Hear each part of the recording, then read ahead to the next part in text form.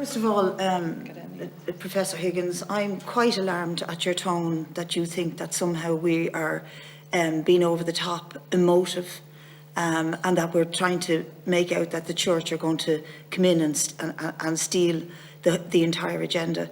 I think you've got it absolutely wrong. And just let me say very briefly, I was a young woman who grew up in the early 1980s. I had an abortion when I was a young woman and I had to go to Liverpool for it. I campaigned against the 8th Amendment when I was a young woman, and then I lived through the years that saw the darkest of things done to women, from the Kerry babies to Safita Halapanabar. And that runs deep.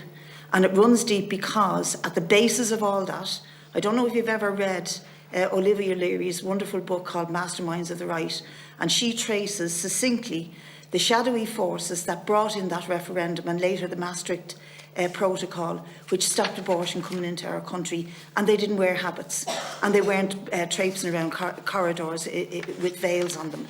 They were actually top officials linked to organisations like Opus Dei and the Knights of Columbanus. They were deeply embedded in the health service, deeply embedded in the civil service, and they saw to it that Ireland maintained an extraordinary conservative agenda in relation to women's reproductive rights. Now, we've broken from that, but people like me, and probably not so much the younger generation who didn't live through it, have a bitter taste in our mouth, and we want to see a national maternity hospital that is truly, fully owned and run by the state. Now, and I have to dispute what you're saying about it being owned by, according to the lease. And not my dispute, but read St Vincent's Healthcare fact sheet. And I've read it out already in the Dáil record, but they actually dispute everything you own. Who owns the land? This is their question, that the new National Maternity Hospital will be built on. The land is owned by St Vincent's Healthcare Group.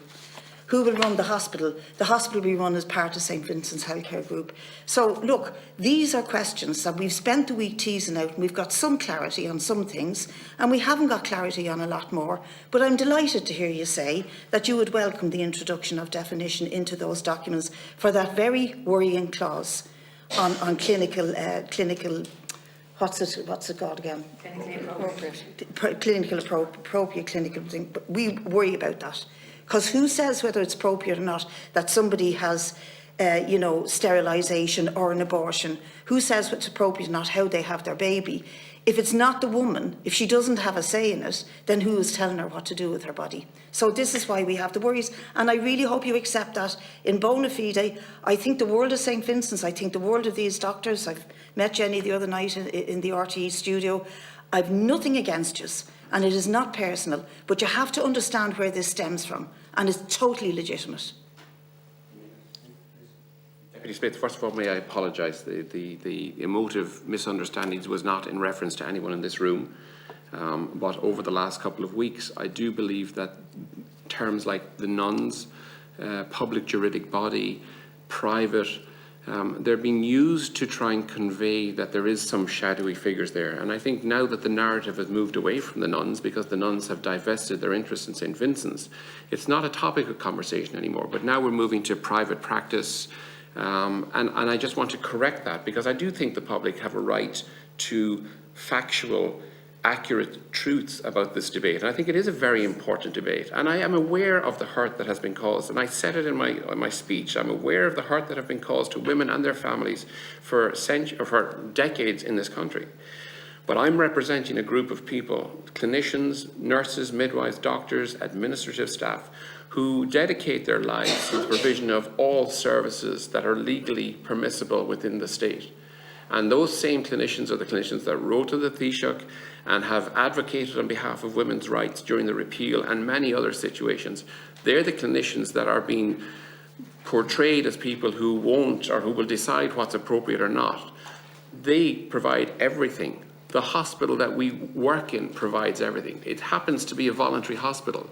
And as has been stated several times, the hospitals that aren't providing a full termination of pregnancy service, as an example, are all state-run, state-owned, state-funded hospitals. A week after the introduction of the legislation, we were providing the service across all streams of the legislation. Okay, fair enough. So I'm defending my colleagues when I say... I accept that, but I believe you should also defend the women of Ireland who come into your wards every day, and the women of Ireland have concerns. And I'm representing my constituents, and that's what we're doing here. But just to say to you, in the corridors yesterday, The Minister told me that most of the hospitals who are not providing abortion, the HSE hospitals, the reason is funding. The HSE aren't funding it properly. That's not the That case. is what the Minister That's told not- me. I need to move on.